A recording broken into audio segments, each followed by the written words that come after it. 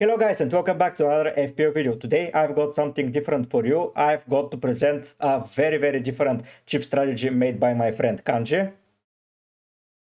How's it going, guys? And of course we'll talk about my chip strategy, what we see about the next fixtures, about the blanks, about what is the ultimate strategy, if you can call it that way. And of course we'll have our general chat. How it's been, Kanji? Long time no see. I know, bro. I haven't talked to you since last time I talked to you, I think you were moving into your new place, right? Yes, we were in the process of moving and we moved. Yeah, so most of you guys that are watching probably know that I switched places last year at the end, and I'm still in the part of setting it up, but I have my PC set up, so everything is good. Nice, bro. Nice, man. I was noticing like your channel in general has had so much growth recently, man. You must be so proud. Yeah, of course, different things led to that. For example, UCL content helped a lot. Like this is a market that it's basically non-existent in the YouTube community. We have like 5 people talking about it, and UCL is the biggest European tournament. Then we have the FPL hardcore fans that are going strong, and then we have some Bulgarians finding me, so that helped a lot when I spoke with different Bulgarian channels. So yeah, in general, it has been massive and it's growing every day. Love it, man. Love it. Even for myself, like I'm on a FPL roundtable. So like we started it this season. We're up to like 150 subscribers on YouTube, like 500 followers on Twitter. So things are going well on my side as well. Yeah, I see you growing on X also. Like when I go on X, Kanji is like a superstar. Everyone wants to speak with Kanji, so I wanted to speak with him as well. Honestly, I just love the Twitter community is a little bit toxic at times, but I found a little group with K-Man and Stark, and like we go on these Twitter spaces. You come on as well, so Yep. yeah, I just really like interacting with the community that way. Yeah, it's brilliant. It's brilliant. I've been on several and they have been spot on.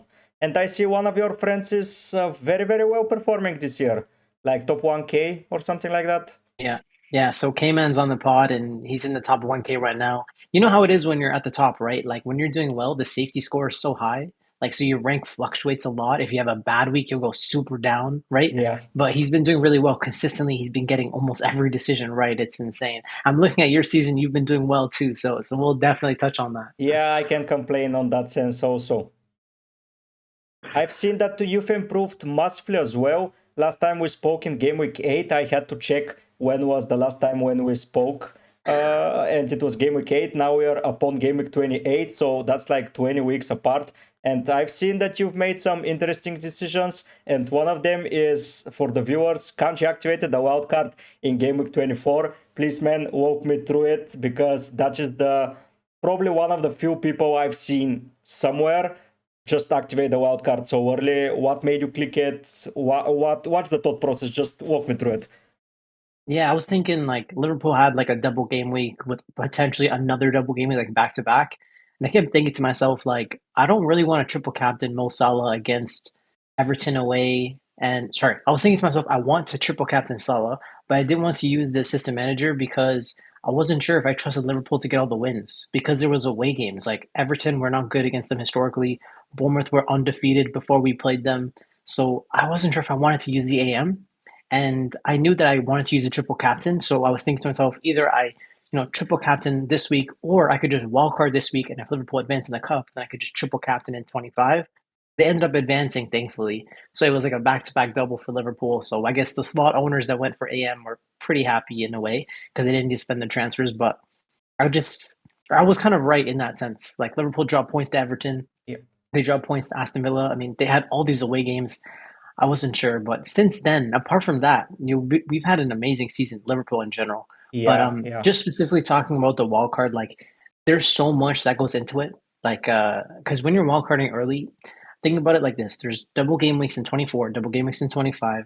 There's a blank in 29. There's a blank in 34. So how am I going to navigate that? There's just so much to really think about. So I honestly just thought about my team in general, and I was thinking, okay, Salah is blanking in 29, Isak's blanking in 29, and then Aston Villa players, if I put them in now, they would have a double in 24 as well as having a double potentially in 33 because they're playing against Man City in the cup, so surely one of them would advance, so they would double in 33. So it kind of made sense to just go heavy on Aston Villa, heavy on Liverpool, keep my Liverpool guys because I wanted them until like 33 because of the fixtures are so good, and just trusting Isak and Palmer as like season long holds and not really worrying about Holland. So because of that, that's why I went early. And yeah, I felt like the biggest edge that I had on Wildcard is actually Bournemouth, where it's like if you look at how cheap their assets are, you can keep them for the rest of the season. The Yep. likes of like Kepa, Clivert, Semenyo, like these guys are just season long holds. So that's why I was like happy to go early. And are you happy with the outcome at the end? 3 weeks after it? Yeah, so I think I got like if you scroll back up, I think I had 110 points in the Yep. first week. Keep in mind, this is without me having my assistant manager chip or my triple captain, so I basically survived 24. So that was okay.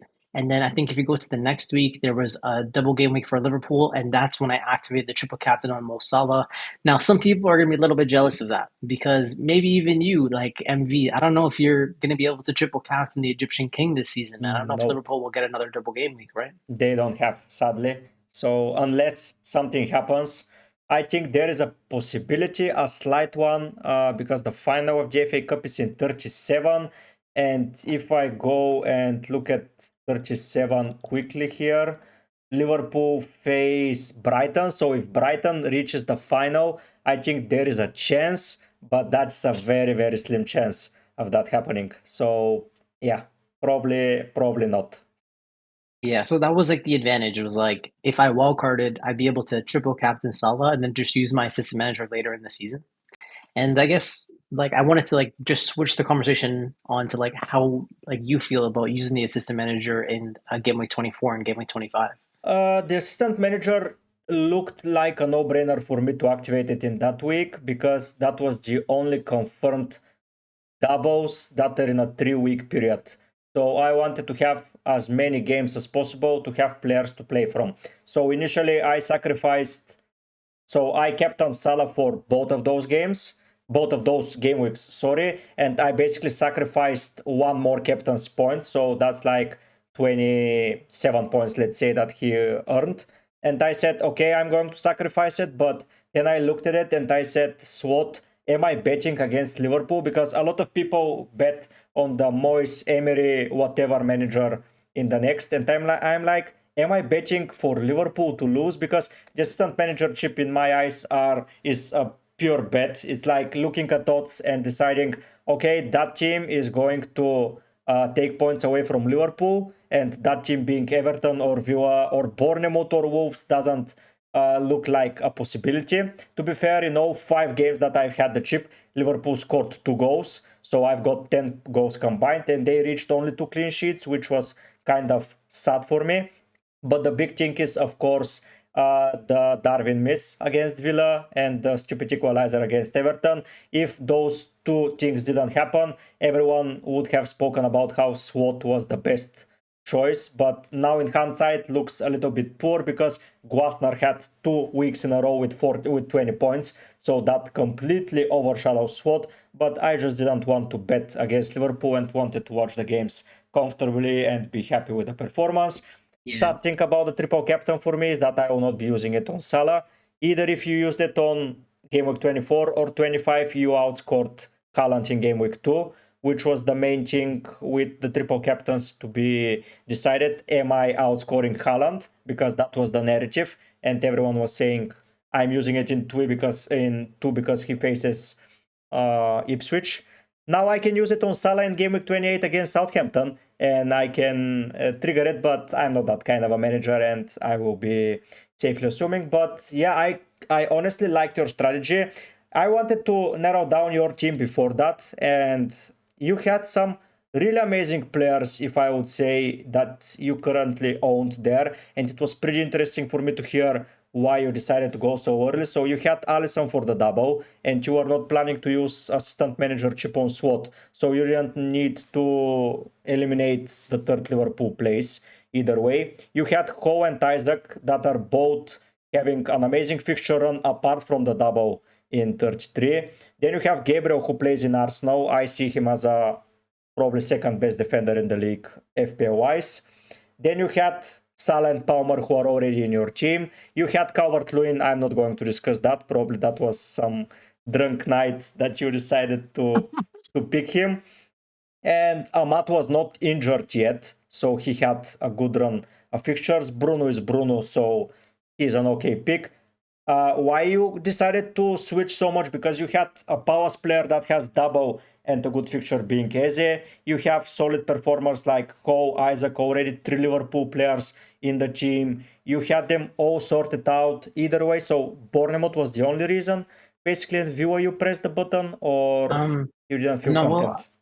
well, if you think about it like this, like each week you're sort of using your transfer to attack, or at least that's what I was playing FPL. I was trying to attack every week because I was sitting at like 3 million, like maybe 5 weeks before this, and I was trying to climb slowly. So I was always in attack mode. So I hadn't saved up any transfers. And I've had so many injuries. Like I put Yeah. Calvert-Lewin in ahead of his double game week, and then he got injured. I put Eze in, and then he actually was injured going into this game week. Yep. And I didn't have Bumo going into this, and I found that João Pedro was just dodging points. His minutes were pretty suspect, and I don't know. Bruno, he's a good FPL pick, but I think he's kind of overpriced in a way. He's underperformed like what we've expected for Yeah. this price point. So I looked at those things, and I just, bro, there was too much. There was too much coming up. Like a double game week for Everton, a double game week for Aston Villa, and I had like basically nothing in my team, Yeah. and I had like no transfers because I had to change Calvert-Lewin. Like, yeah, it was too Yeah, much. It got was it, better got to it. just start fresh, bro. Yeah, got it. I understand, and I like when the usage of wildcards to start fresh.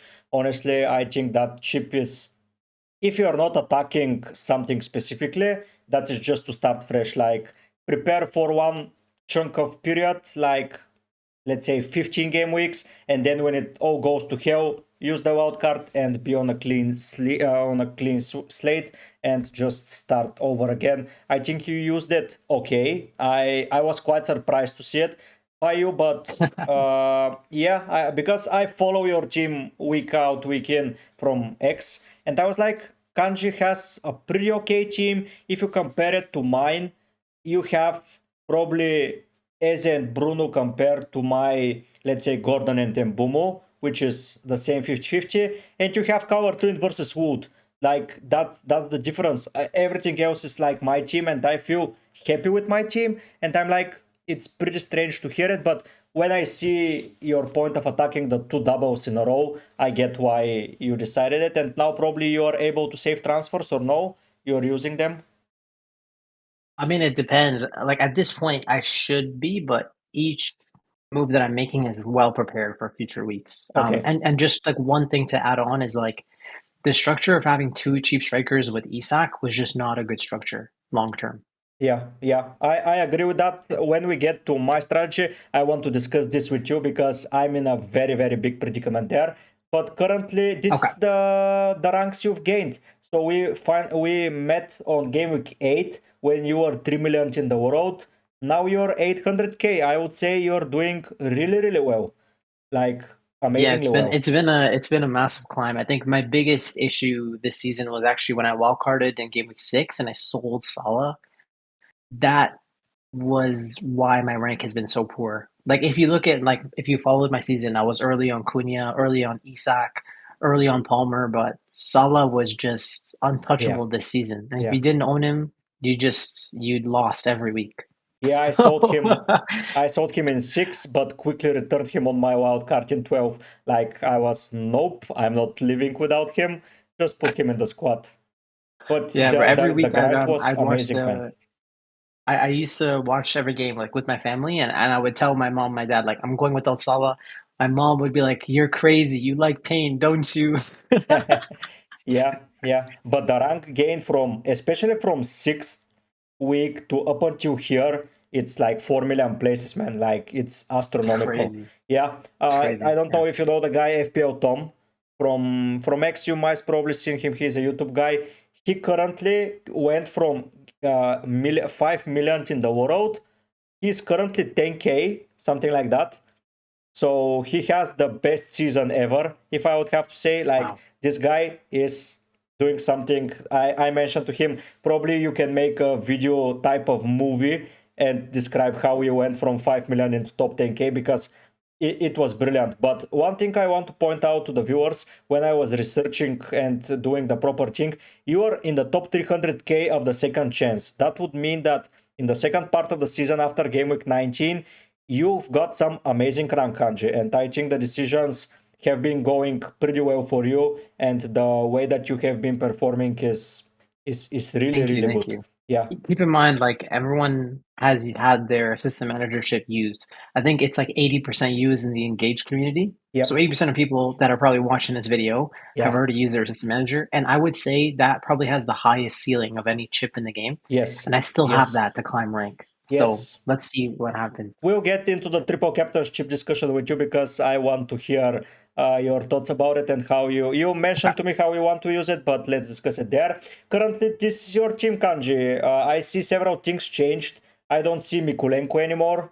I don't see the Pickford is goalkeeper. gone. Yeah, the goalkeeper has changed, but everything else is basically the same.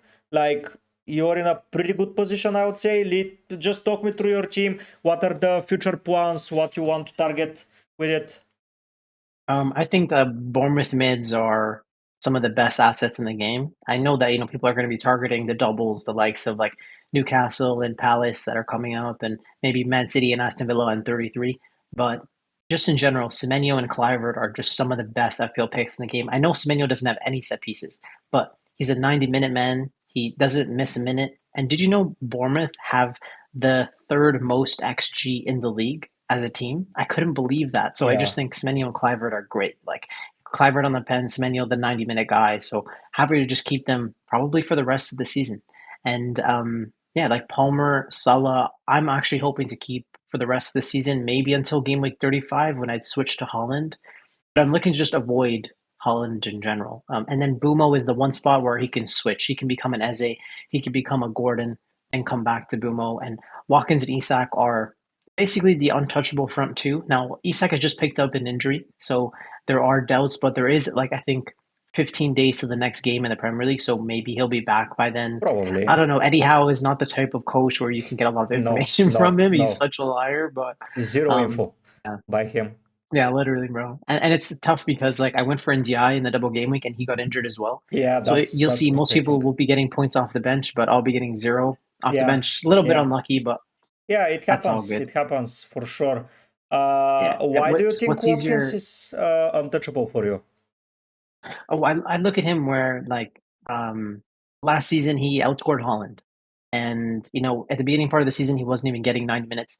Recently he also hasn't been getting 90 minutes because there's Champions League, there's the cup games, but I don't think Villa will be part of the Champions League for long. They play Club Brugge, which is 2 games in the Champions League. If they're not out by then they're playing Liverpool in the next round. They'll definitely be out by then. So Yeah, but that's um, mid-April when they will be yeah, out. exactly, exactly. So So it's a let's long see of like time. what yeah, so let's see what Watkins' minutes will be like in the league, but I know what he can do. Like Yeah, since he's come into my team, he's averaged 5.5 points per game, and in terms of like per game week, he's averaging me 7 points per game week. So he's been doing well for me. And I yeah, know people are sleeping on him because everybody's talking about Mateta. So yeah, that's somebody I could consider if Isak is injured for the long term. But if you yeah, look at my team in general, I have a lot of blankers in 29, yeah, like Aston yeah. Villa blank, Newcastle blank, Liverpool blank, Palace blank.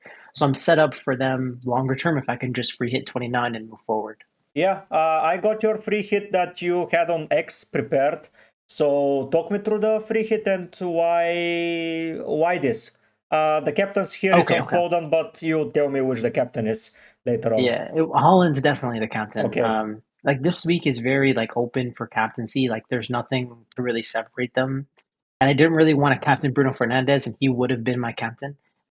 So that's why I was really happy to free hit in 29. So Holland picks himself, Cunha and Wood as well. Like I don't think I want to like mess around with them. They're 90 minutes on penalties, like pretty much untouchable. Bruno is playing Leicester.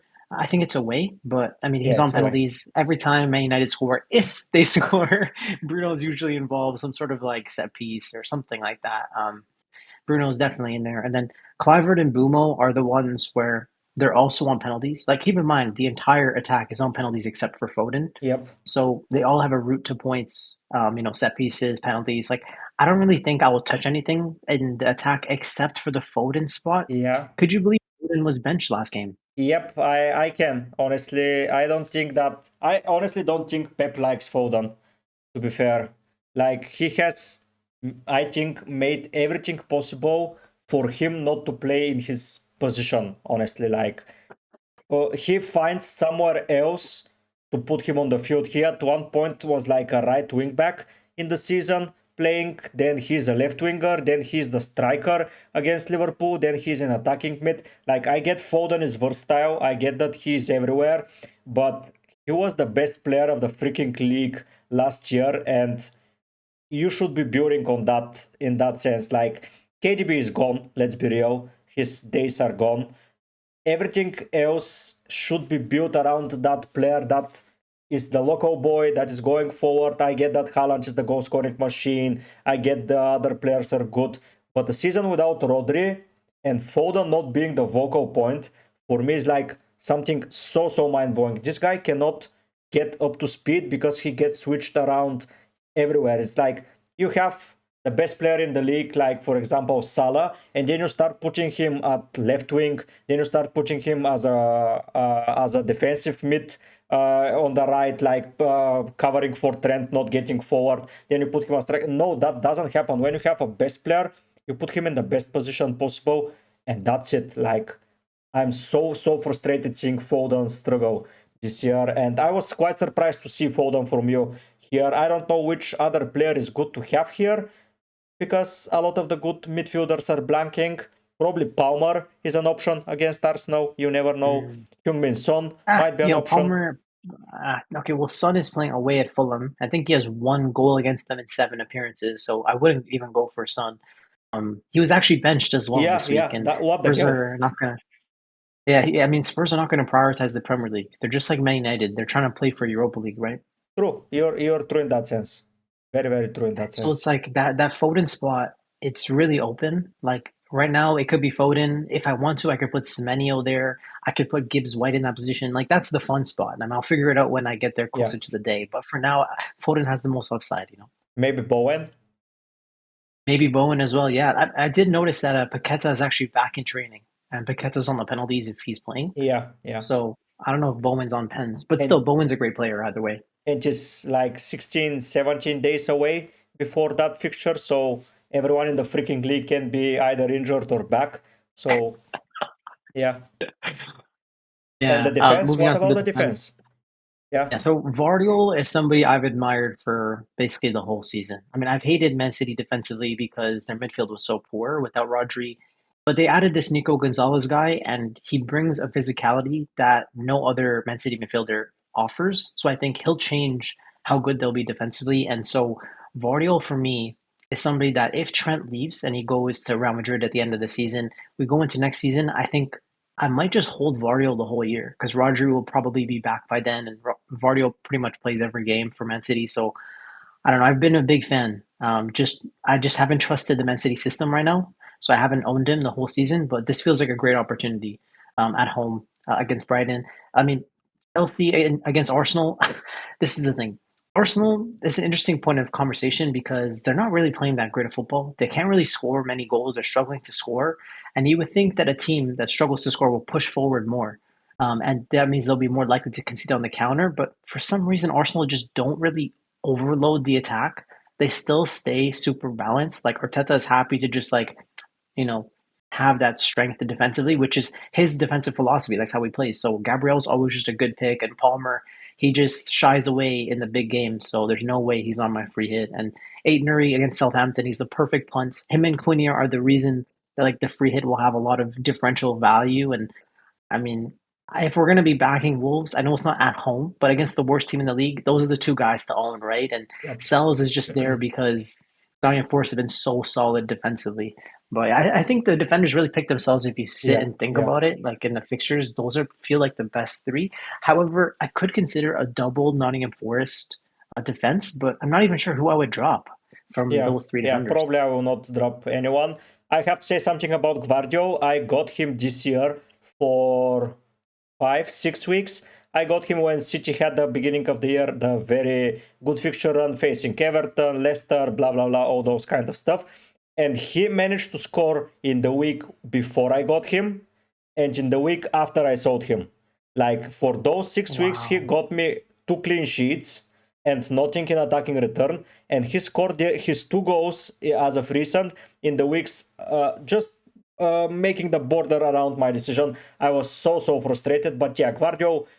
If I'm looking at City assets to bring at around any time, Guardio is probably my best pick, even ahead of Haaland, ahead of Foden. I think that Guardio against those weaker sides can do amazing job, and is just a cheat code. Like you see him so much missed in that Liverpool game when he had to cover Salah.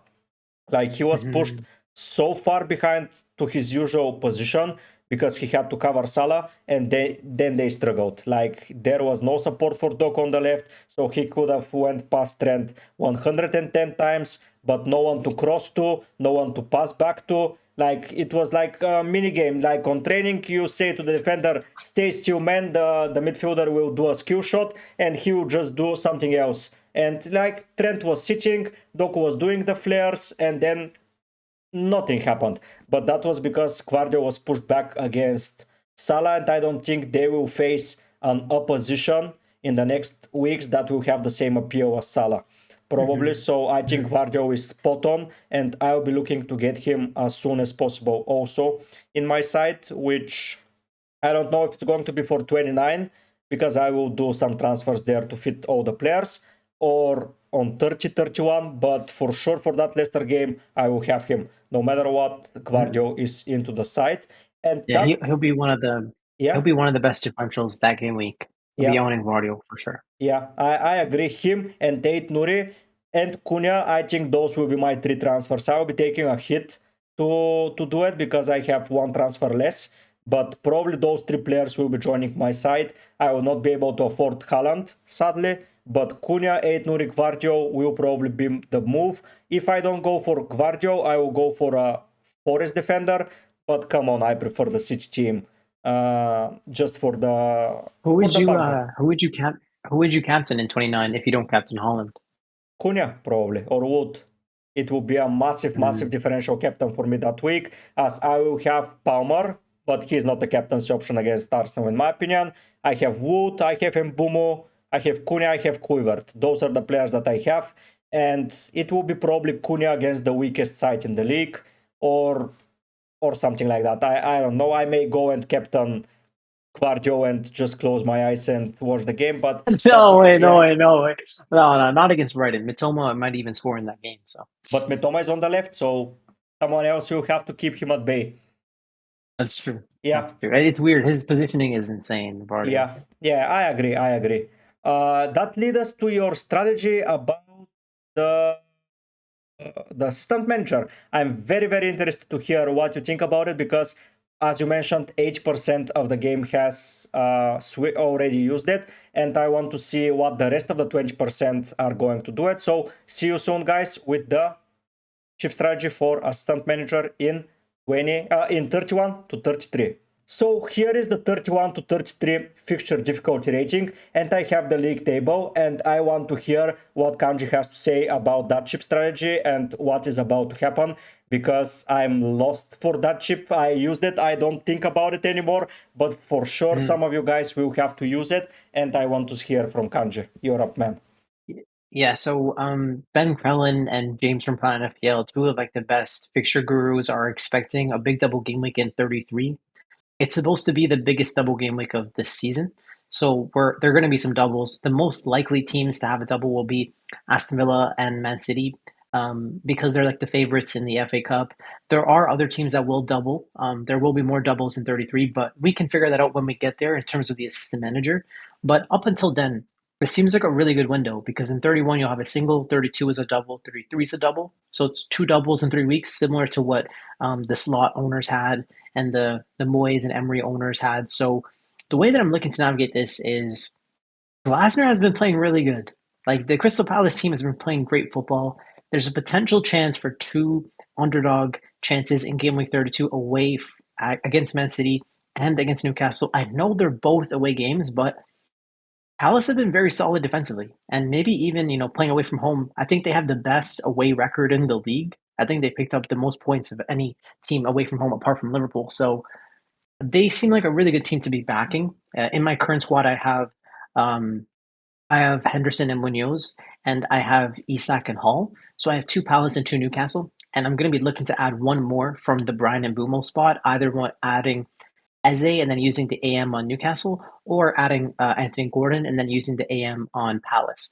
Now, right now, my instinct is telling me to go and target the table bonus. I mean, we can look at Palace and see that they're 12th, and Newcastle and Man City are going to be, fourth and sixth. As long as like Palace don't do too well over the next couple of weeks, I know they have Southampton and Ipswich. They might climb in the table, and then maybe they won't be a table bonus, but definitely in 32, I'll be looking to target one of the doubles.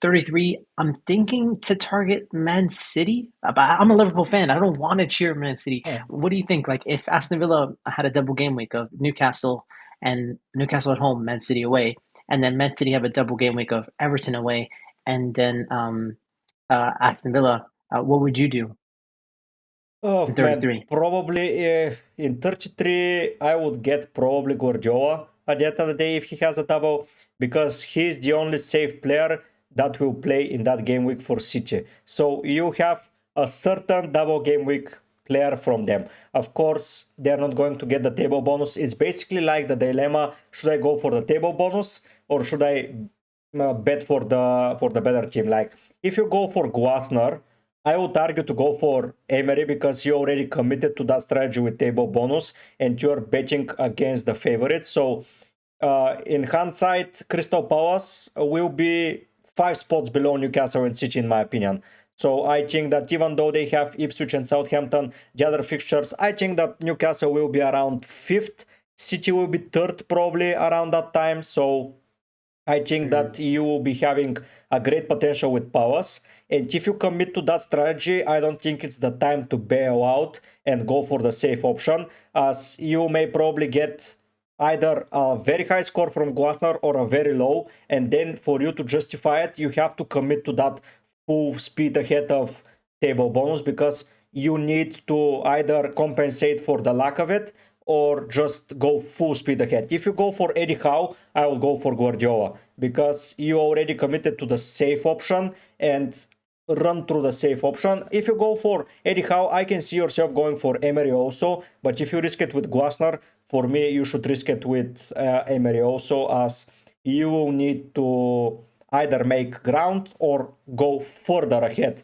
Then I don't think that risk and safe is the good option. Either commit to one combo or you just don't commit to it. And by the way, you Yeah. can, if you go for Palace or Newcastle manager, there is an option that you have a double in 33, both of them. So it's not like you would be taking them out. So I would say what I would do if I was in your spot, I would go for the manager that is still in the FA Cup if any of them are in it.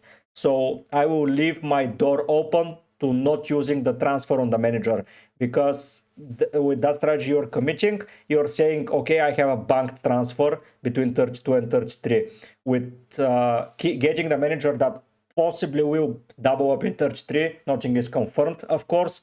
You're saying there is a chance I do something else, and that option that you leave yourself is the sweet spot for me. Of course, you might end up switching the manager either way, but having the possibility not to, it's a better feeling. Just like I had with Arne Slot, because when I used the chip, if I went with Moyes, that would have meant an immediate transfer to Emery, like, or to Swat, no matter what. That was a banked option. But when I went with Swat, I left myself the option of, okay, if I don't like how Swat is performing or Liverpool get 2 or 3 injuries, I have the opportunity to keep him or to sell him. And giving yourself some options, it's the for me the way to play the game, not to be on something nailed and follow it, because this is football, this is life, things change.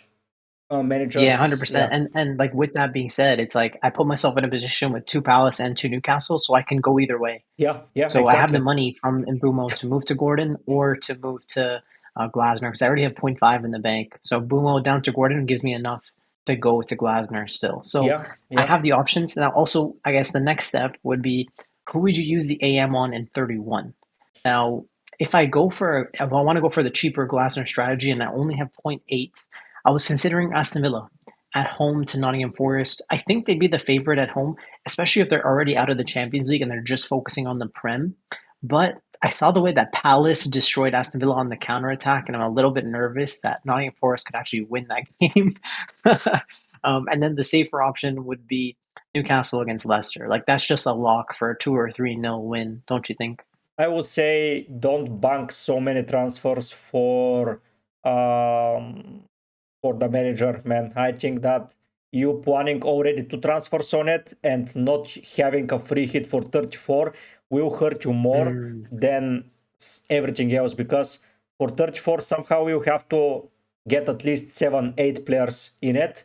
I know you have 3 Liverpool, I know you have Chelsea, but for now the only other confirmed fixture is other teams are Spurs, you have none, and you have Everton, and you have Ndai if he's fit at all.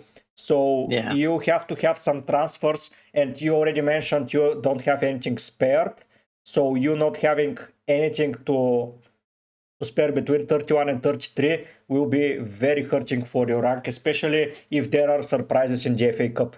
Because if there are surprises, you have to adjust properly, and using 2 transfers for me is going to be a mistake. So in my opinion, you commit to one strategy, being the risky one, the table bonus with Crystal Palace, or the safe option to Newcastle, and take 31 and 32 with those managers, and then in 33 see what's the best move. That's Yeah, my that makes opinion. sense actually. Because even in 31, if I went for Glasner, I don't know if it would be an underdog bonus. I mean, we'll see, but at least it's at home to Brighton. I know what Yeah, you're saying. yeah. It's Just definitely interesting. just using. I know a lot of people are saying, okay, I got a lot of points by Guasnar Emery switches, but a lot of people didn't. Like a lot of people went with Arteta. A lot of people went this week with Postecoglou. A lot of people used the transfer to get 0 points at the end of the day. So I know that it may seems good, but that was in an amazing, perfect world that this happens. Like, if you had asked me what were the results before that, I would have never mentioned that Potter was defeating Arsenal. I was not mentioning that Guasner will get 20 points in a row. And so those things, I think, worked well for those that use the transfers, but use them right. Because, as mentioned, someone went with SWOT Arteta, and he finished on 20 points. Another went with Emery Guasnar, and it's on 60. So it's a bit of luck involved in that place, and you banking those transfers will, in my opinion, make your bench boost preparation. That is another thing Yeah. that we will have to have in play. So bench boost preparation or something like that in a pretty big and bad place, Wow. if you If ask me. that's the way that you're speaking, it kind of makes me lean more so towards Newcastle then. Because like Newcastle would have Leicester away, Man United at home. Man United are not that good this year, bro. Yeah, And it's Man United at home and Palace at home, and then they could potentially double with Ipswich at home and then yeah, Aston Villa away. yeah, So surely they'd beat definitely Leicester, Man United at home, and then Ipswich at home. Those will be 3 wins for sure. yep, So that leans me more so towards that strategy. But let's see when we get there, bro. It yeah, depends how yeah. much risk I want to have, you know? And the risk and how we want to proceed with the season. So because you use the wildcard, you don't have the safety net of using transfers left, right, and center. You have the bench boost to Exactly. prepare for and a blank to prepare for, and those two things will probably follow one after another. So you have to prepare both for a blank and 2 weeks later to activate the bench boost, because if you use it from 31 to 33, the bench boost for you is in 36. I think that's pretty Yeah. obvious, right? Yeah. So Yeah. yeah, I think that betting on the safer option or on the table bonus option, you have to fully commit on both Palace or Newcastle and be just done with it. Or if you Yeah, want, it's you smart. can bet on City. You can get Guardiola to get United, Palace, then get Everton and Villa. So you can go in that sense. But in my opinion, with how you get probably 5 games or at least 4. So but the good thing is that before you use the chip, we will know the semifinals in the FA Cup. I just checked, and they Exactly. play on the 30th of March, while 31 is in the 5th of April. So you will have the full information of which teams are blanking, and probably the full information when are those postponed fixtures going to be played. But yeah, for me, just save your transfers, man, because you have a lot of game weeks to prepare still. Even though that this chip is amazing points wise, I think it's a risky one. 100%. Yeah, it's really good advice. Yeah, so leaning towards like Palace or Newcastle for the long term, and then we'll see how it goes. Yeah. So I think it's time to Awesome, switch bro. to my team and see how I'm doing and see what Perfect. you can recommend to me, because I'm in a predicament and I need some help. So guys, here is my team after discussing Kanji side. This is the team that I'm currently on. I think that I'm in an okay position, not a great one, but an okay. Hopefully Isaac is fit. But to be fair, even if he is injured, I don't think that it's a big issue for me unless he is injured for the end of the season. But if it is, I will just take him out, and it's that simple. So it will make the things even easier for me. But yeah, currently the team is okay. I have pick 14 goal until wildcard. I'm not touching it. He plays in 29. By the way, guys, I'm not using the free hit in 29. So yeah, this team will have to survive this. I have Gabriel, Trent, Huijsen, Ho, and Dara O'Shea to have in defense. I have Salah, Kluivert, Palmer, and Bumo, and Neto. Neto being a very, very cheesy pick from me this week. I picked it, and thankfully it worked out. By him having a very bad shot and an okay delivery, he got 11 points. So I feel myself pretty lucky there.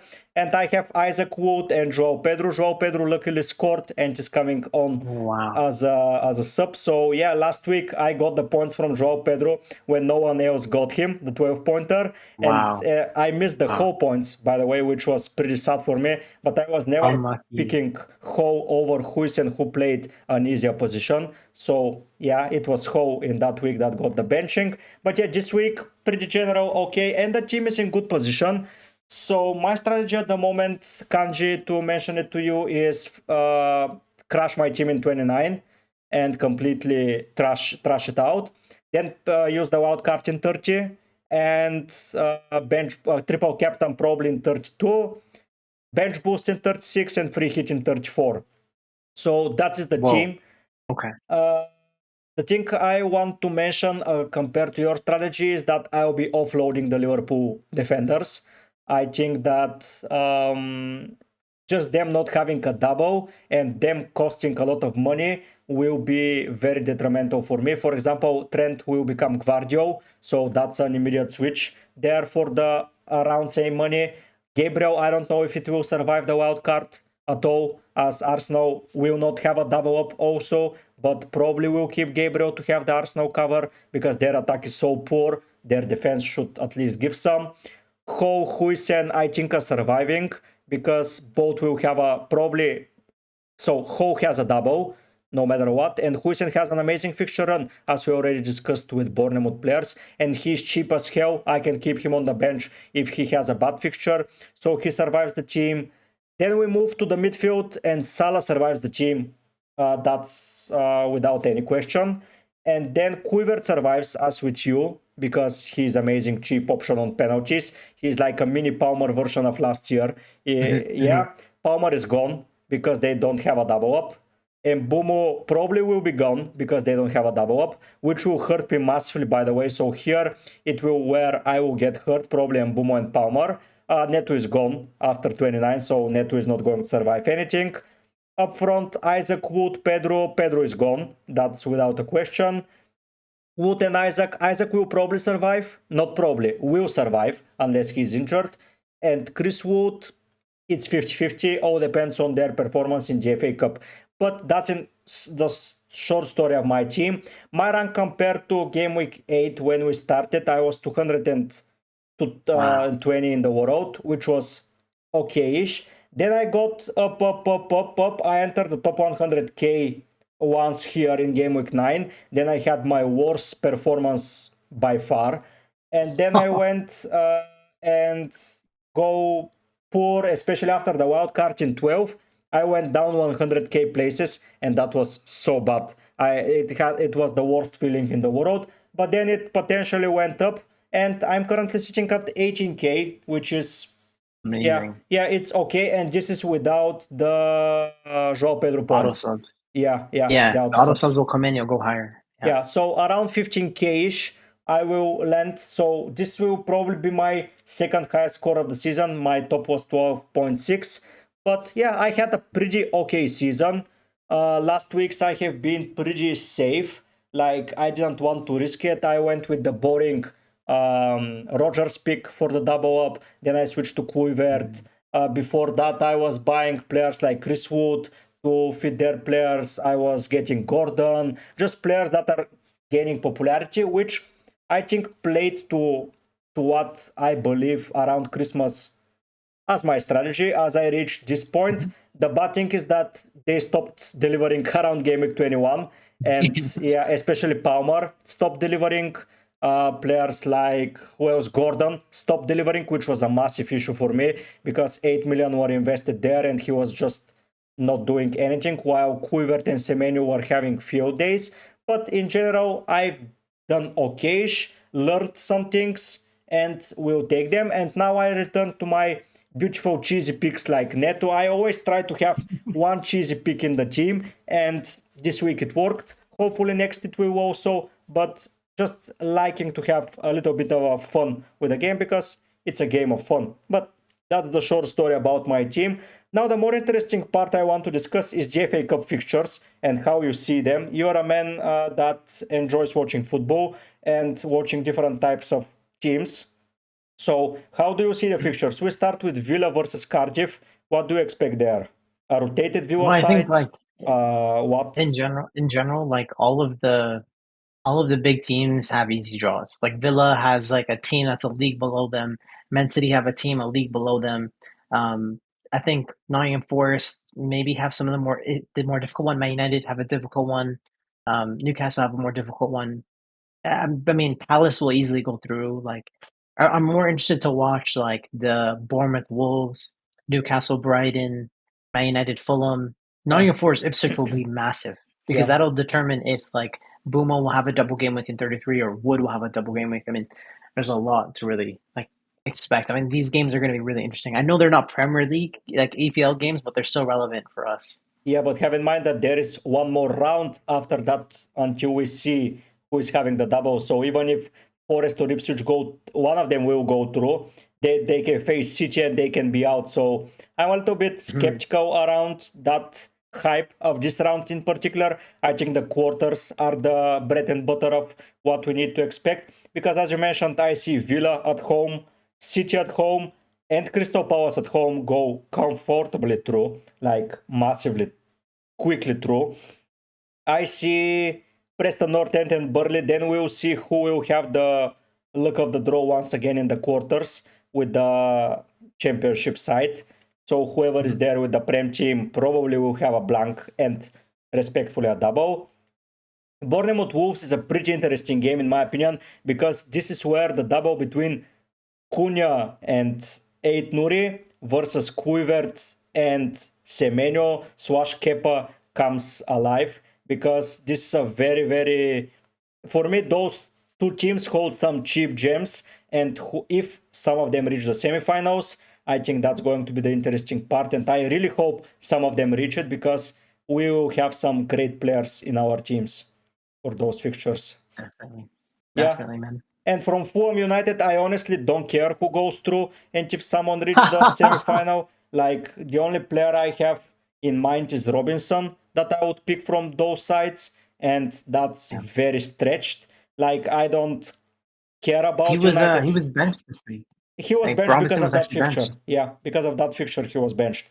In my opinion, I don't think that they want to take United head on, and Raul was benched. Also, I think that Fulham just saved players. The only side to do it, by the way, in the Prem, like no other team went and said, okay, we will just keep some players fresh. No, the only Fulham did, and they won, by the way, which is the even better part that they beat Wolves. So Wait, you know what's the icing on the cake? Sessegnon came on for Robinson, and then Muniz came on for Raul, and they both got a goal and an assist. So it could have literally been Robinson and Raul returns. Exactly. But from United, the only player that is reasonable for me is Bruno, but he's so expensive as we already talked about. So even if they have a fixture at hand, do I care that much? about that United double up? Probably not. So I would But happily see. the reason why it's relevant is because like in 34, Man United play Bournemouth. So let's say Bournemouth get knocked out and United go through, and then they're also in Yeah, Europa League. Then maybe they might end up with a double, right? So yeah. Probably that's why. But yeah, I honestly have the FA Cup, by the way, looks so weak at the moment. Like you have only two top 10 sides or three, okay, I would say. No, you can say with the yeah, current draw, but if I see this and I see Villa, City, and Newcastle, I say if they're the only teams left, I'm like, it's not that interesting for me to watch. yeah, it's not. But yeah, Yeah, as a personal fan, if Liverpool went through against City, thankfully Liverpool went out. I'm so relieved that they went out. Probably one of the few Liverpool fans that don't care about that tournament.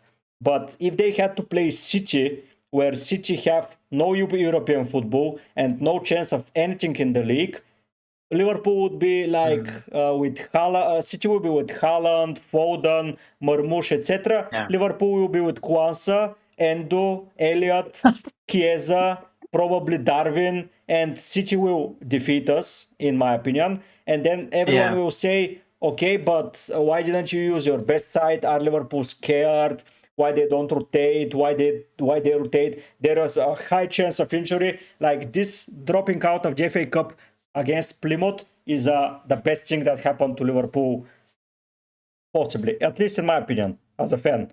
Yeah, Arne Slot, man. I mean, he's playing 3D chess, bro. Like, Yeah, I agree. I agree. It was I was really happy when we went out. I couldn't care less, to be honest. I don't care about trebles, quadruples, and everything of that sort.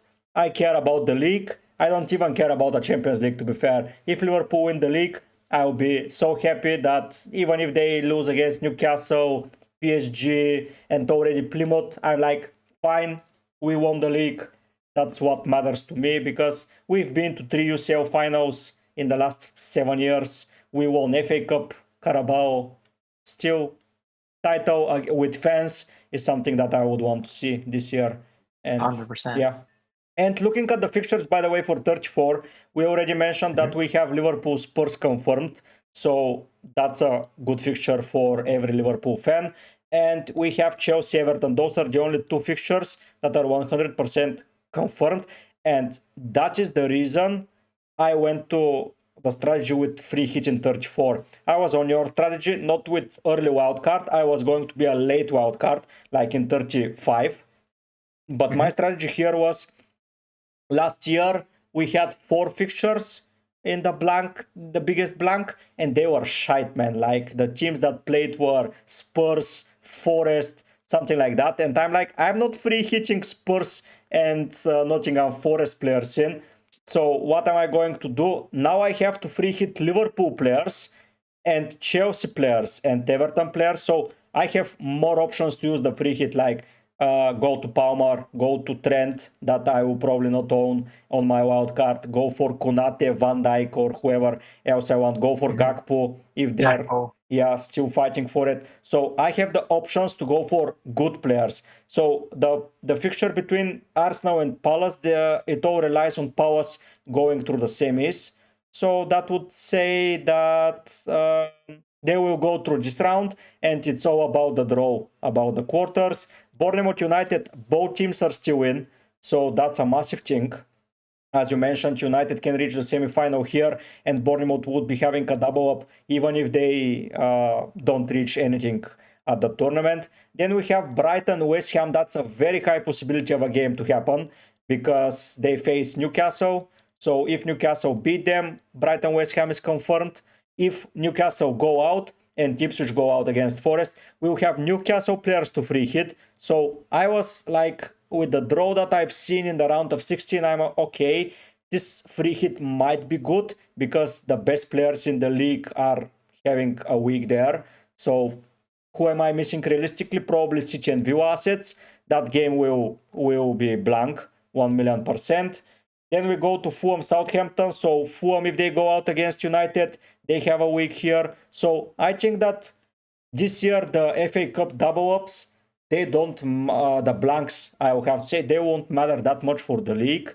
At least in my opinion. Yes, we can miss Arsenal United, we can miss City, and we can miss one more fixture depending on the draw. But I'm like, do I care that much for that miss there? Probably not. We'll double up on City and Villa players regardless.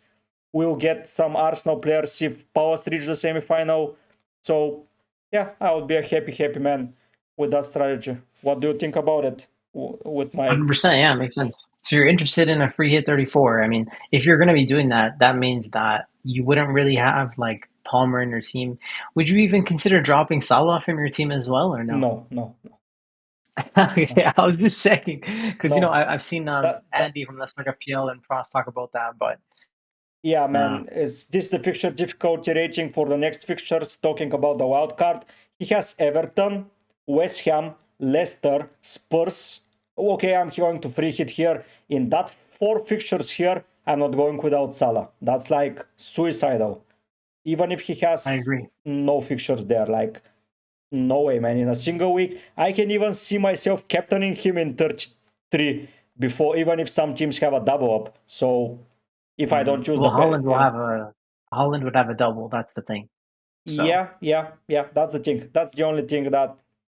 But I'm bench boosting that week, so okay, I may not save it makes sense. for the triple captain. If I use the triple captain on Haaland here, so yeah, it all depends what happens with the fixtures because Everton and then Villa, it's easy fixtures for Haaland. Like he gets Yeah. like 6 returns in those two easily. He'll probably get too easily. Yeah, Yeah. yeah, but yeah, without Yeah, Salah, it's not definitely. a possibility. Yeah, makes sense. Makes sense. I was gonna say, like, maybe you could consider dropping Palmer in order to get to Holland then. Yes, I am going to do that because Chelsea are going to focus on Europe, in my opinion. Also, they are in such an easy tournament. It's like an easy fixture run for them, and they have so many injuries, and they don't have a double up, and they have not been that consistent as Liverpool. So if Chelsea were making a run for the league and Liverpool were fighting for fifth, I would be going without Salah. But now it's the Mm. other way around for me. So Yeah, well, the yeah, thing is like there's so many teams fighting for the top four that like Chelsea will have to keep going in the league. The same with Man City, same with Newcastle, same with Forest, right? yeah. Only 2 teams, Arsenal and Liverpool, can focus on something else apart from the league because Arsenal are finishing second in my eyes, and Liverpool are Well, maybe. yeah, Maybe not. I mean, if Saka doesn't come back, then I don't know, man. We'll see. yeah. It will be interesting to see. But if you look at the fixture difficulty rating and considering all we talked about, what would be your top priorities for wildcard if you wildcard in 30? So a lot of people will be wildcarding in 30, 31. What will be the things you get? I do want to say like the difference between wildcard 30 and 31 is that like in 31 we're gonna have full information. And in 30, we may not know exactly who's going to go through. So if you could delay your wildcard by 1 week into 31, it'll make a massive difference. That's the first thing I wanted to say. The second thing is like wildcarding in 30, your advantage is actually to drop Salah and also to drop Palmer. Like that is actually where I think your advantage comes from, and you get to a Holland early. The reason being is that, and not even just Holland, you get to Vardiol as well, because you get like the Leicester at home, a double game week. When Man City blank, you'll use the free hit, and then you have them for the end of the season for Wolves and Southampton. So I think going heavier on Man City in an early wild card in 30 or 31 makes a lot of sense. And I would say the same potentially with Aston Villa as well with an Ollie Watkins. Yeah. Okay. I was thinking about 30 solely because of that Leicester fixture for Man City. I think it's too good to avoid. And the fixture for Palace against Southampton. That would be my 2 reasonings to go for them because I don't have any Palace players and I have minimal City players if I get some on the 29 blank. So I Mhm. would want to get here to Mateta probably in 30. I would want to get to Haaland. I want to get to Gvardio if I don't have him. But the interesting thing about me now is the forwards that I want to consider because this year there have been such a shortage of forwards, and now on the wild card there is such a big pool of forwards to consider. Like, if you go on a wild card, I don't think you should be avoiding Haaland. He has a double up. He has Leicester at home, and then he finishes the season with Wolves and Southampton. Ideally, if you go on a wild card, you should be picking Haaland because it's going to be way harder to introduce him into the team without the safe money. Then you have Isaac, who has a confirmed double up against United and Palace, and he has Leicester the week before that. So those are already two spots that are gone. And then you are left with Watkins, Mateta, Cunha, Watkins, Mateta, Cunha. Am I missing someone? Isak. No, Isak and Haaland are confirmed. So Watkins, Mateta, and Cunha are the three forwards that I consider. Then you add Marmoush into the mix because I think Marmoush will have a very, very big appeal. And you add Chris Wood into the mix because they have a pretty easy fixture run. So for 3 spots, now I have 8 players without considering the likes of anyone else, like Evan Nilsson, who may have a double up and is cheap, like Welbeck, João Pedro, going down Raul Jimenez, going down Liverpool Gakpo, you can argue. You can say that's it. Let's say that's it for the forwards. For 3 spots, I have 8 players, and I have no idea how to pick them and what to pick. I would say you would want to start with like Isak and Mateta because you would want to get the double in 32, and then you Yes. could just sell Mateta to someone that doubles in 33, whether that's like a Watkins or a Holland or whatever you'd want. But you won't start Yeah, with I would Haaland. think like you. I think I would start with Holland. I think if I wildcard 30, 31, I would have Holland, I'd have Isak, and I'd have Mateta. Yeah. I think that would just be the front 3 picks itself. Attack game week 32, and then sell Mateta for Watkins in 33. That's how I think I would attack it. I would probably sell Mateta to someone like Marmoush in 33, if I would have to be honest, because we'll get to the City assets, but I think like Marmoush has something about him that hasn't clicked fully, but is so close to clicking. Like, he was the only threat against Liverpool in that game. They had zero threat outside of him. He scored a goal. Yeah. Alisson made a very good save in the second half to deny him. And I think Marmoush, with a little bit more tuning, will get into those run of fixtures. And then I'll have him for the blank against Villa, and then Wolves and Southampton. So I have 2 City forwards for a very amazing run of fixture, if I believe that they're going to be that machine of a team that destroyed several teams on their way like last 5 years. But I'm pretty stuck because I would want Chris Wood probably, as if he has a double up, he will have Brentford and Tottenham. Spurs, they don't want to be called Tottenham anymore, so Spurs. Then I would have, if Wolves double up, Cunha against United and Leicester. So I'm in a very bad spot at the moment with deciding the forwards. Like, the midfield picks itself, if you ask me, but the forward spots... Who would the midfield be?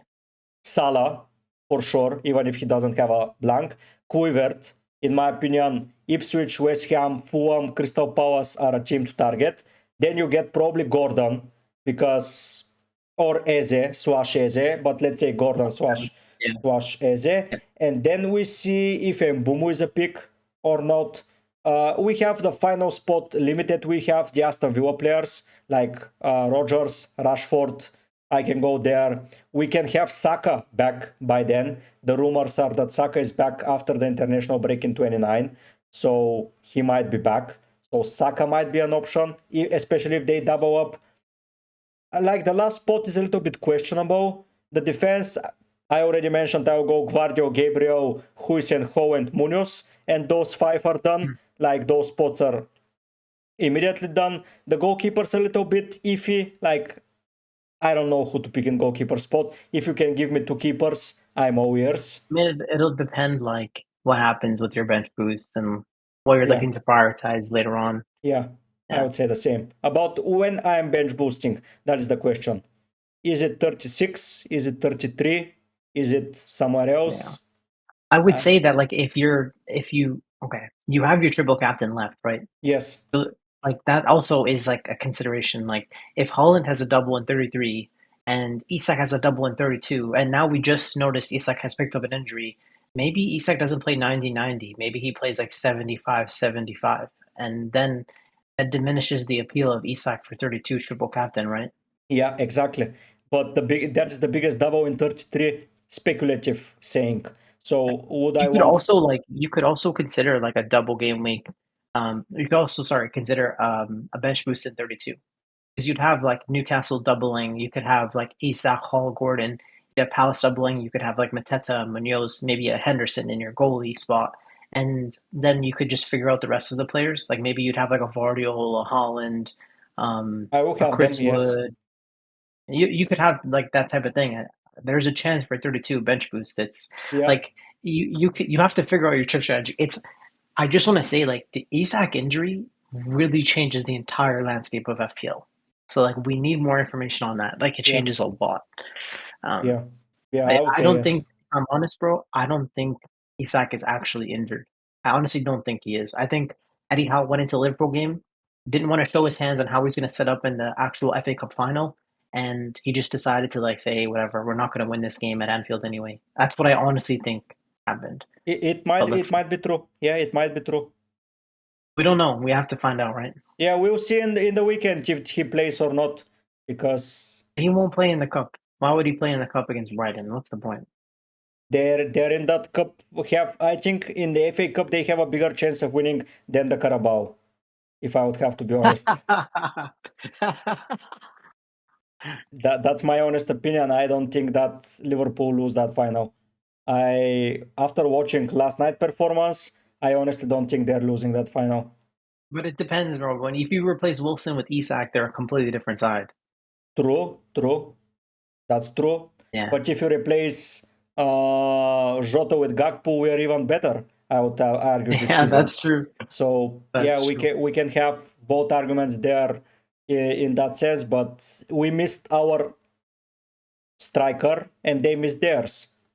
So Mhm. yeah, we had Can we Salah, transi but can we transition to just talk about Liverpool, or is there anything else you wanted to yeah. discuss? No, I'm done with my chip strategy, man. I know that I'm wildcarding in 30. That's for certain because I want that Haaland switch. I will not captain him probably in a lot of weeks. That's something that I have to think about. But having him for the double, an option to triple captain, that's something that I'm interested in because that Have you leaves me open. considered have you considered a wild card in 29? Or is that too it's not worth it? Because it would save you No, transfers, you could put Holland in immediately. no, man, because I would want Palace players and I would want the Newcastle players. And with my team currently, as if you see it, I have a lot of value in Ho. I have like 0.5. If I take him out, I will lose. I have around 1.5 million in prices invested in Isaac, Salah, and Ho. And I would want Mateta. I would want at least Munoz. And I'm like, no, I would have 5 players benched in 29, and that's not something that I would be happy with. But if I wildcard in 30, I would probably save my transfers up until 33. So yeah, I would have 1 or 2 transfers to get the double ups.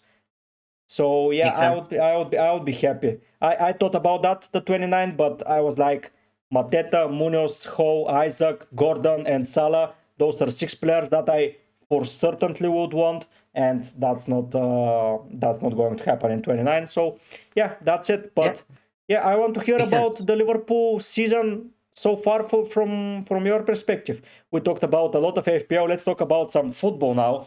And what do you think about Yeah. Liverpool? Like honestly, it's been like a privilege to watch this team play. Like I find when I watch them, we have one of the best midfields in the entire league. Like I didn't think Gravenberch was gonna grow into this role like he has. Like we noticed it after like 3 or 4 weeks, but he's been insane. And the balance of like, Sabazai has grown into that center attacking mid role. In the beginning, he was very poor, but he's built a lot of chemistry with Salah recently. And he's been getting a lot of goals and assists as well, Sabazai. And like McAllister's always been a world class midfielder. There's never been a doubt about him. And Gravenberch just settled into the CDM role so well. So it's like the balance is so elite. I was watching the game yesterday against Newcastle. It wasn't even like Salah dominated. like we dominated the entire team versus Newcastle. Like our midfield beat their midfield. Like Trent had a good game, Salah had a good game. It's just like there's just something so special about this team. The problem is that like Man City dropped off, Arsenal dropped off, so there's no real competition to make it like a storybook ending. But like that doesn't make this season any less valuable or good for Liverpool, you know? No, I think it makes it even more valuable because when City weren't there, everyone knew that Arsenal was the team to step up. Like 5 years ago, when City dropped a little bit, everyone knew that Liverpool was the team that will go above them, and they went, and it was the COVID season, so Liverpool won the title in that sense. But they won it 6 games before the end of the season. That was like a record at the time. I don't know if it has been defeated since that record. I'm not completely sure. But going 6 weeks before, those are 18 points ahead in the title race. Like that is a more than, let's say 18 for the sake of the argument, but 18 or above points above the second best team. I don't see how this season will be. I think that this season is like on a level, like a very, very big surprise for me. Like not a Leicester type as a surprise, because nothing will be that ever, but that is for sure top 5 surprises in the Prem history of what was the expectation and what happened in reality, because everyone expected Arsenal to be the second best team, the best team at the moment if City drop. So Arsenal have not been the best team. I know people are saying injuries, blah blah blah, but funny thing, Liverpool had injuries as well. Like it's not like Liverpool got it easy. Of course, it was not to Salah. Konate, Yeah, Jota, Allison. Allison, Trent several times. Who am I missing from the midfield? Thankfully, no one got an injury, but Szoboszlai was a miss here and there. Jones was a miss here and there. Gakpo had some issues. We had the issues on left back, which is going for like continuing those issues on left back, and that's without the injury. I think that we had one of the worst left back performances this season from any team. If you look at the top 10, I don't think that anyone comes close to this as a poor performance from the left back. And Gomez is still with an injury. I know people will say, but Gomez is a fringe player. But we have 4 center backs. If one of them is out, we have 3 in 4 tournaments, because yeah, that's how Liverpool play. And they managed to survive without a drop of form in as a whole. And that's the more amazing thing for me. And keeping those players fit is, I think, is something that a lot of people neglect, because if you look at the stats, Liverpool always make the 5 substitutions. They always play up until 2-0 and they stop playing. Like scoring more than 2 goals. We scored 2 goals in the last 6 fixtures in the Prem or something like that. Like that's a hard stop for them. They score 2 and they stop and they start defending, and that's it. I don't know what's the Endo point comes of view. on, changes the game. Yeah, Yeah. I think Liverpool still need a proper defensive midfielder for some type of games. Because when we go to sites like Leicester, like Southampton, like last night against Newcastle, when they missed Joelinton and Isaac, I think we can defeat them with 3 attacking-minded midfielders. But when we go to the likes of City away, it showed how much Endo improved the team when he came on. I don't know what's your take about it. I think that we need to have a player just to switch from the control game to the hard win victories that we need to get. Yeah, well, luckily for us, we haven't really been conceding many goals. So the Yes. game state's always sort of been in our favor, where we're usually, for the most part, going to be taking the first goal, and then we can sort of try to get the second one, and then take our foot off the accelerator and just go into like brake mode. But I will say you're right. The left back, we definitely need to buy a new one, and maybe even potentially buy a striker. Like Not I don't know if I potentially. trust For Jota to sure, be we fit. need Like to buy a striker. yeah, definitely. Like a left back and a striker. If we sign those 2 positions and we keep Salah and Virgil now, I know both of those guys, they haven't confirmed their contracts, but just based on the rumors from a lot of reliable sources, it seems like they're going to extend. Trent is the one where this question mark's over. That's my favorite player too. But even now, I've kind of come to terms and just come in at peace with this being his last season. Yeah. It's a little bit disappointing. Like there's so many records he could have hit. Like I think he's at like 89 assists for Liverpool. He's like 11 away from 100 assists as a defender, which is mad. But I don't think he'll get there. Yeah. But either way, I was just thinking, like, do you think Salah and Virgil are like all-time greats? Like, do you think they get into like the all-time best 11 for the Premier League, or am I stretching it? On quality, I would say yes. On legacy, probably no. Sadly, for me, if it's on legacy, there are defenders like Terry and Ferdinand who won it like more than 5 times. They are not better quality-wise to Virgil. If they played in the modern game, they would be okay, especially Ferdinand. If you ask me, like he was way ahead of his time. Like he was the Virgil-esque defender 10 years ago, and he would be amazing this year and in this spectrum of the game. And Terry is John Terry. Like he captained 5 sides to the champions, to the Premier League title, which is not a small feat. Like I think only Roy Keane is above him.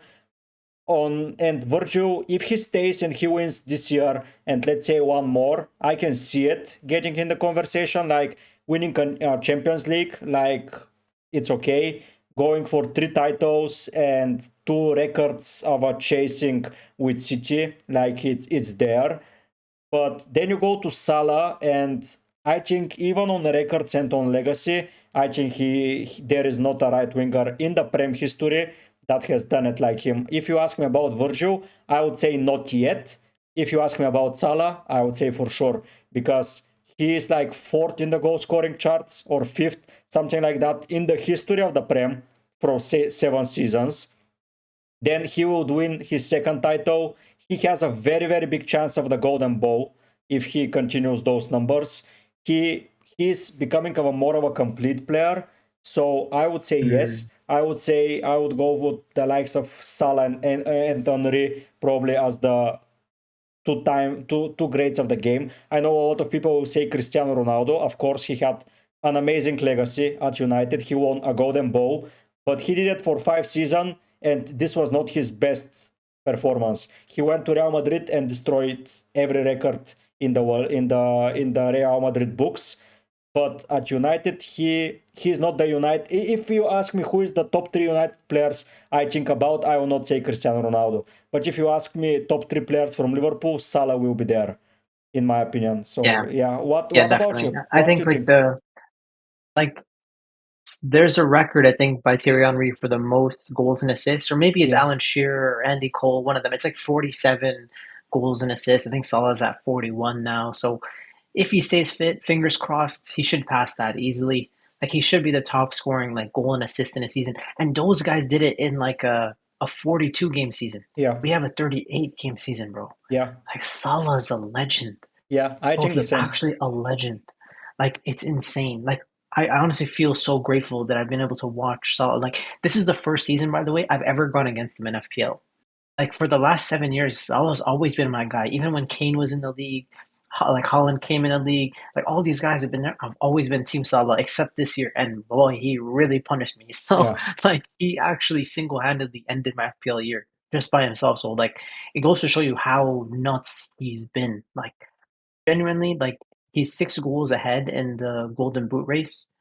Maybe Holland could turn it around Yeah. if he stays fit and the fixtures are there. Definitely, Holland could definitely have a 2 bomb or a 3 bomb or a 4 bomb in some of the easier games. It's possible, but I wouldn't say like Salah is like a runaway favorite, but he's the favorite to win it everything, bro. Like he could win the most assists, he could win the most goals, he could win the Prem, he could win the Ballon d'Or. If we win the Champions League, bro, this could be one of the best seasons ever. And I really don't see anybody stopping us. Like legitimately, like every game I go and I watch, I honestly feel like we're gonna win every single time. Like even in some of our best years with Jurgen, I never felt that way because we always had like a high risk style of play. Now we're like it's a little bit of like Arteta and Klopp put into one tactical system, and that's slot. And it's like so repeatable, so consistent. And like obviously Salah gets the headlines, and the midfield it's just so reliable. And bro, Van Dijk, the way he's come back from that ACL injury, it doesn't get talking about enough. Like the reason why we have such a good defense is because of him. All these people have deteriorated. Like Robertson, bro, he came in, I don't know, I think before Van Dijk, I think, and he's like half the player he used to be. and Trent is like his defense has never been his strength. So it's like Van Dijk is really keeping us in games. Obviously, I'm underrating how good Konate has been. If anything, Konate has been just as good or better than Saliba this year. I also think Gabriel has been better than Saliba Yeah, this year, but I that's a think the whole same. side Yeah, conversation. So it's like we generally have one of the best squads. It's unreal. Like I feel yeah. so lucky and spoiled. But yeah, I would put Van Dijk in like the top center backs of all time, just because like he's won like I think he won the PFA Player of the Year. He was nominated for the Ballon d'Or, and once again, like we're gonna be leading the league for clean sheets, and it's because of him. Yeah, yeah, So I agree. I agree. On quality wise, I agree completely. Like this guy, I think he plays sometimes like he looks not interested in the game, if you ask me. He's that far ahead of everyone else at the moment that he looks disinterested. He doesn't sprint. I don't know if you haven't seen that, but if you have seen that, but he doesn't sprint. He almost doesn't get anything up front. Like he's just spreading 60 yards balls, but he's not rushing with the ball. Like he's not making any ways. He's just playing it on easy mode, and he's just like watching some players spin around, and he was is pushing him one time, and then for the rest of the game this guy is like he got his fear. Like I don't know which game I watched. I don't know if it was Ipswich or Wolves, but some of their wingers went against Van Dijk, and Van Dijk, I think it was Wolves, and Van Dijk completely destroyed him in one tackle. Like I thought it was a red as a yellow card completely. The ref didn't give it. And then this guy did absolutely nothing because he got the full respect from Virgil. On quality wise, I really think he plays the game on easy level. And I think if there is a level above, he will be even better than the players on the level above. Like he plays in a league where I don't think anyone is ahead of him from the forward line. Not Haaland, not Isaac. Probably Isaac in some situations. He's slickery. He moves to the left. Virgil is a left-sided defender, so he gets on the Konate mm, trend side. So I get that. yeah, And there is highlight how Van Dijk couldn't stop Isaac. No, he doesn't play on his side, so that's why he doesn't stop him.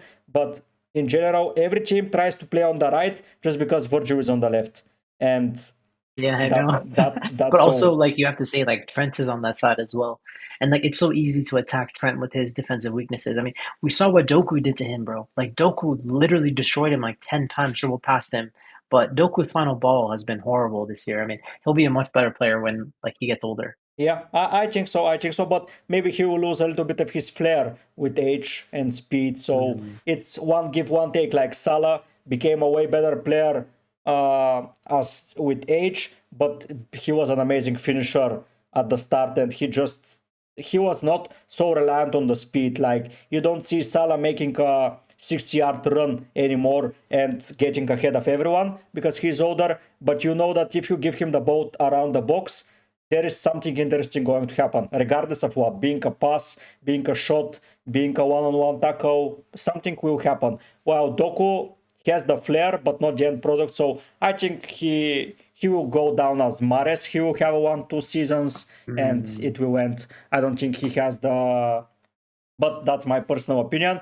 But to be fair, if Salah didn't have that switch this season, I would not consider him in the all-time greats.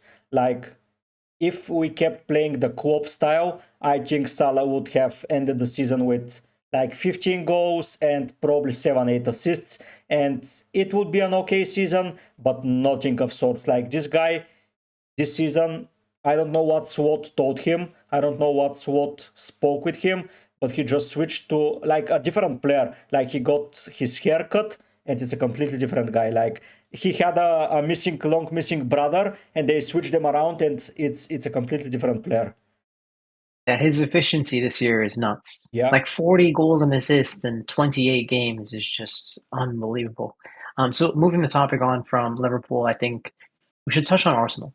yeah, Now, Arsenal coming into the season, they were, I think, second favorites to win the title. Liverpool were actually third favorites. Like we were super underdogs. I remember Salah came out in an interview and he's just like, I hate the fact that we're the underdogs. It's crazy. Now we're like the super heavy favorites, 99% predicted to win the Premier League at this point. But looking at Arsenal season so far, like how do you feel if you were an Arsenal fan? Because like they have like an owner that's like from I think like he's an American sports owner. I think he owns like an NFL team, and now he bought Arsenal. And it seems like he doesn't really care about how Arsenal are doing. I mean, think about it. It was so obvious Arsenal needed to buy like a striker.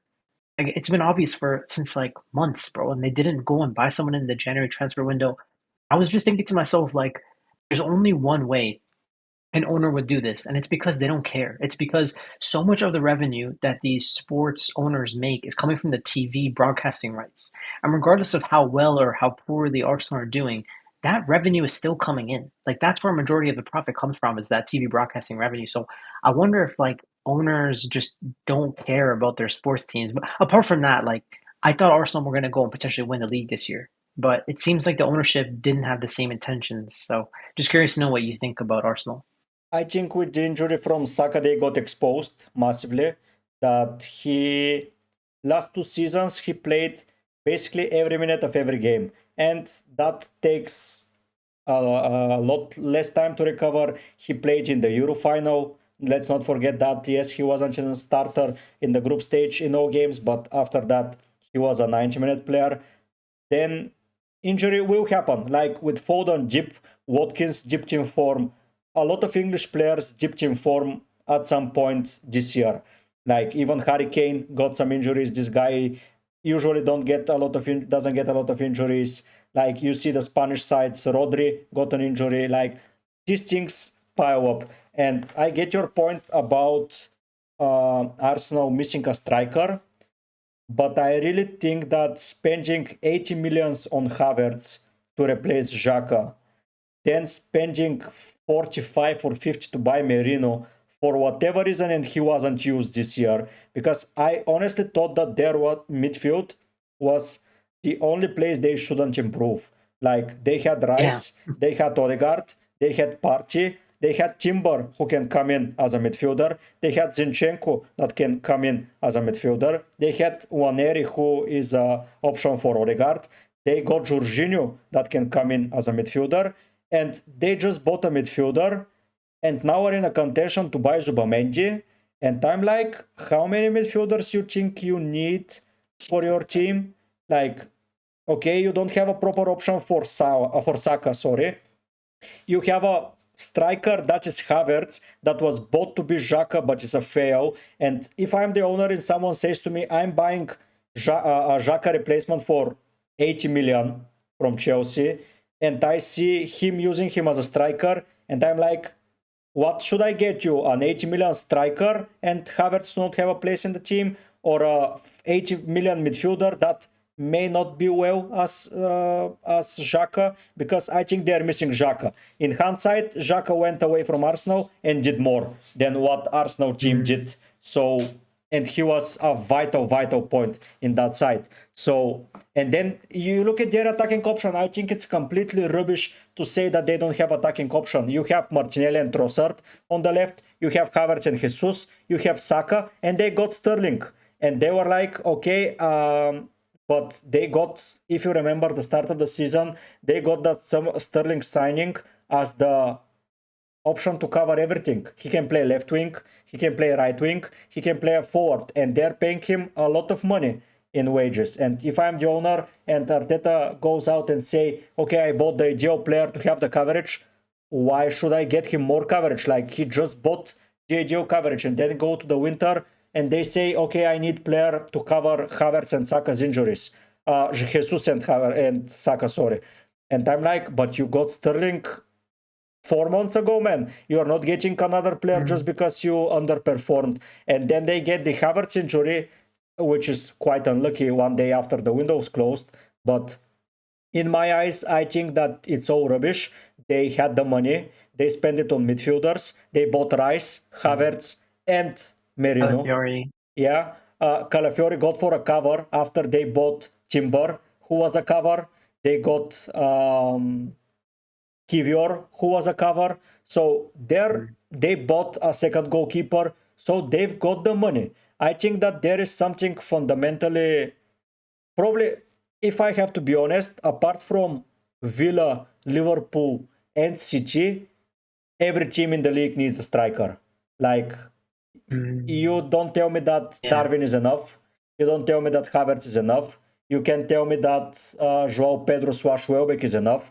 Probably you can say, okay, Cunha is okay. You can say that Wood is okay, but that's not an elite type of striker. I speak about Isaac and Haaland as elite type of strikers with a future ahead of him. Watkins. Yeah, and Watkins. Yeah, Watkins. I think he's a little bit of a liability sometimes. When he doesn't have a game, I think he switches off. While Haaland and Isaac are present, like they're like Salah, they chase the moments. They may miss 5 chances, but you go and see the 6th one. It's the hardest of them, and they score it. While Watkins, he can miss 1-on-1, and then the game is gone for him. So I don't put him on that elite level of player. And if you go and get Watkins, you change the style of Arsenal. And I know it's a little bit strange, but I think they need more left winger than they need a striker. I think neither Trossard or Martinelli are good to win the league. If you look at the left wingers around the league, you have Gakpo, who is playing now there. You have Marmoush, now that's a left winger, or you can use Foden as an example.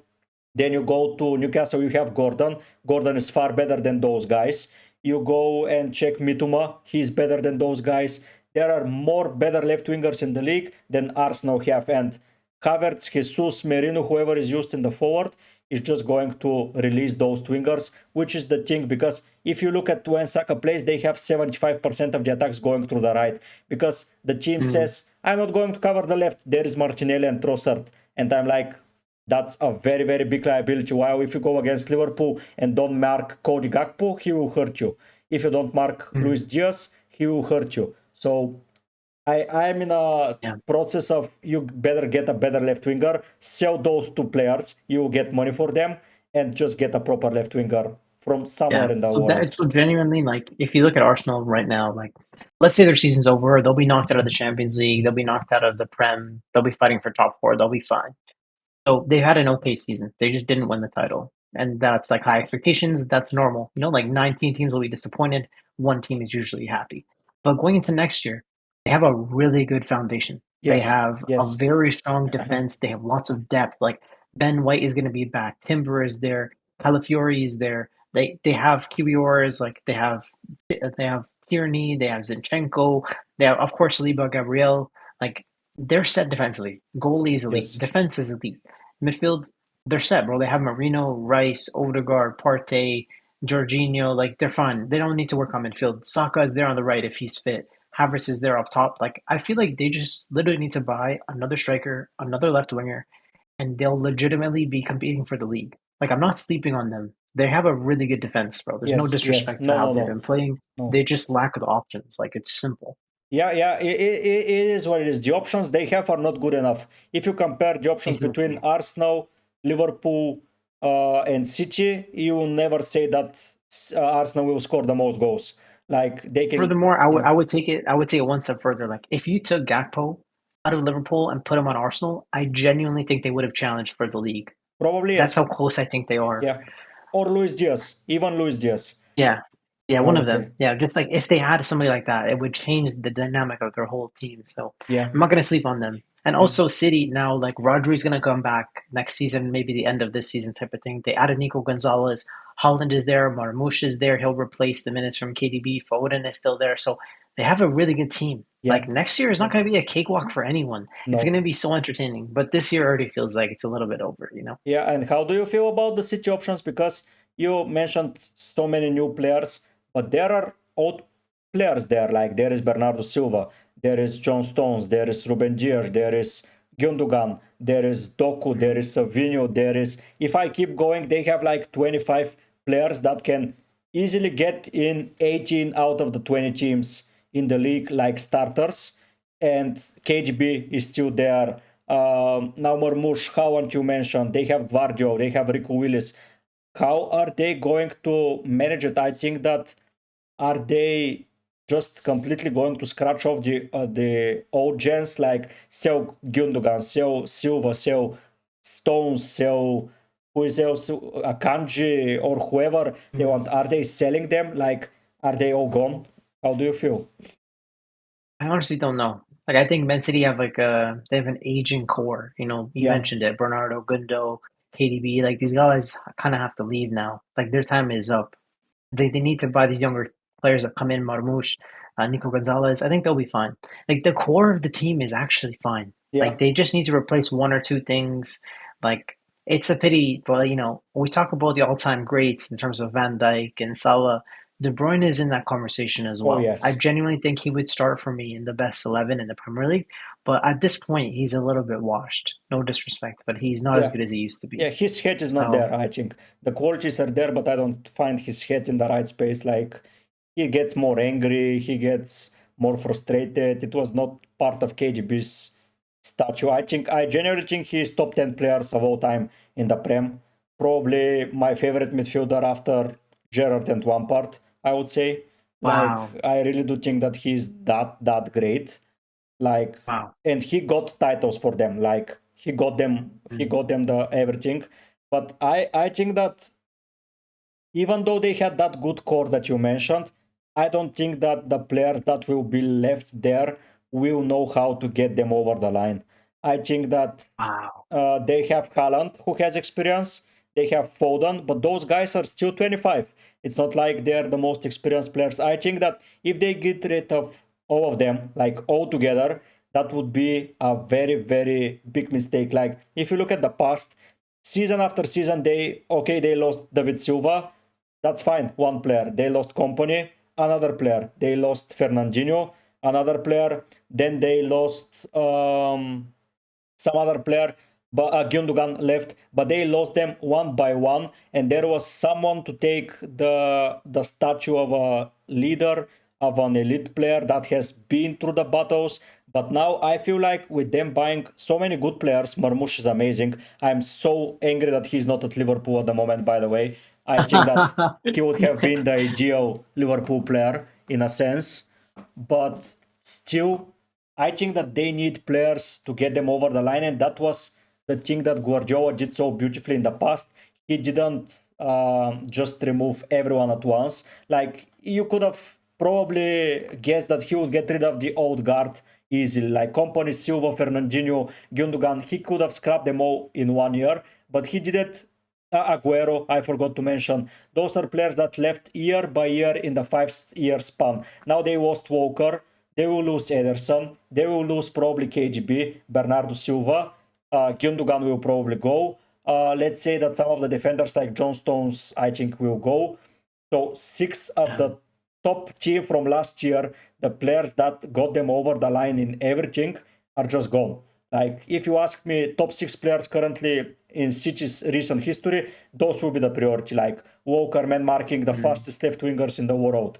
Yeah. Yeah. So yeah, you get me right. Like I think that Yep. they will have a very, very big struggle. And I don't know if Foden, Haaland, Ruben Dias, Vardio and Rodri will be the what push them over, because Rodri is okay, but everyone else I feel like it's pretty young, it's pretty hot headed, and I think they're not nailed in the team. I couldn't see a Yeah. Well, side. Rodri is going to be the guy that takes the leadership role. Like Yeah. I genuinely think he's one of the best players in the entire league. Yes, he is So probably the as best long as after he's Salah. there, they'll always have a chance. Like Yes. he will find a way. There's something special about him. Like the way he controls the game for the team, it provides so much balance that they just don't have at the moment. Yeah. So, like when he comes back, you'll remember how good this team can be. I mean, you still have Holland and Foden. Marmoush will take an attacking role. Savinho has improved a lot. Doku still has lots of potential. I mean, in attack, they're going to be fine. Yeah. Yeah. I'm sure Pepper just has to solve some of the defensive and midfield issues, and they'll be fine as well. So, like, I look at it like this: like Arsenal needs to add a striker and a left winger, then I'll be scared of them. Man City needs to add like another center back, another midfielder, and then I'll be scared of them too. I don't Let's see what see them happens. getting more players in the summer, honestly, City. I think they will clean everything, and that's why they got so much money spent in the winter to prepare the team for the time when those players are not there.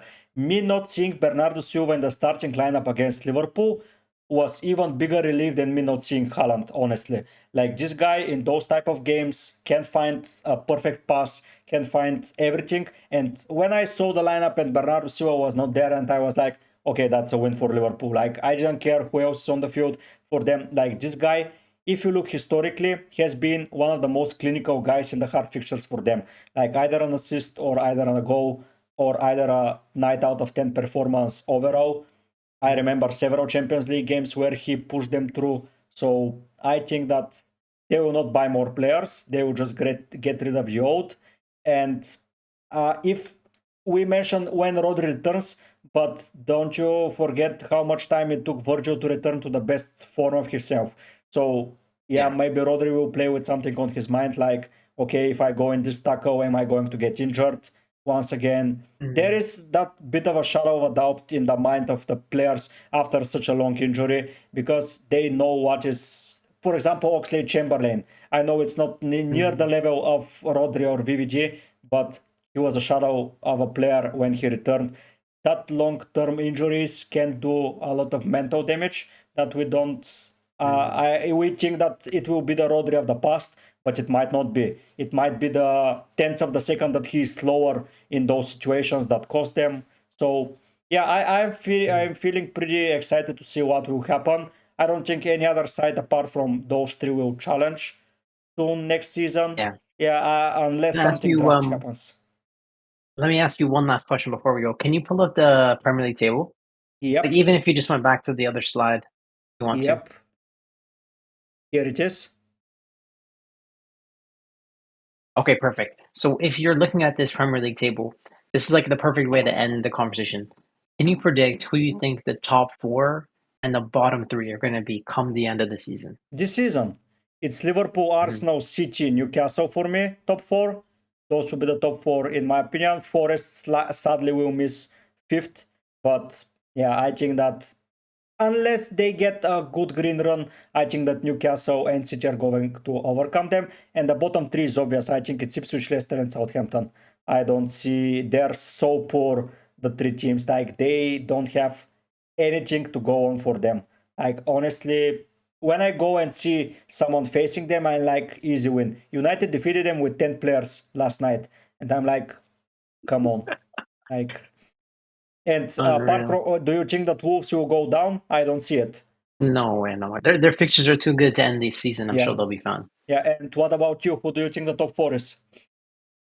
I think Liverpool, Man City definitely will finish top 4. Arsenal, they can't score goals, but if Saka returns, I think they'll be fine. So let's just assume those 3 are set. I think the 4th spot is really open, and I honestly would just give the advantage to Nottingham Forest.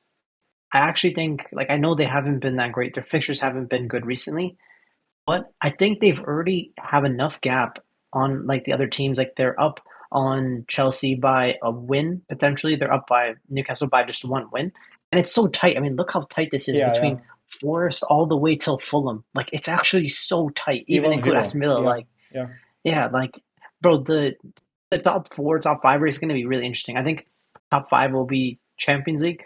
So I think if it's top 5, like for Champions League as well, I would include Forest, and then I would actually say Newcastle over Chelsea as well. But that's just because Chelsea's defense is so unreliable. That's the only reason. Yeah, I agree. They struggle a lot.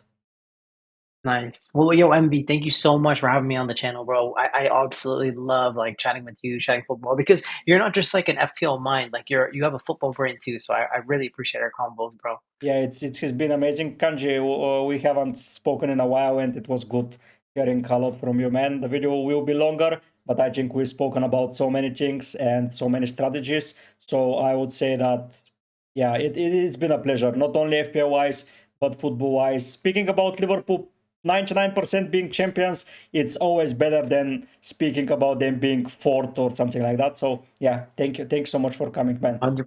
Yeah. Good luck editing, but appreciate the support and thanks for having me on. Yeah, thank you, man.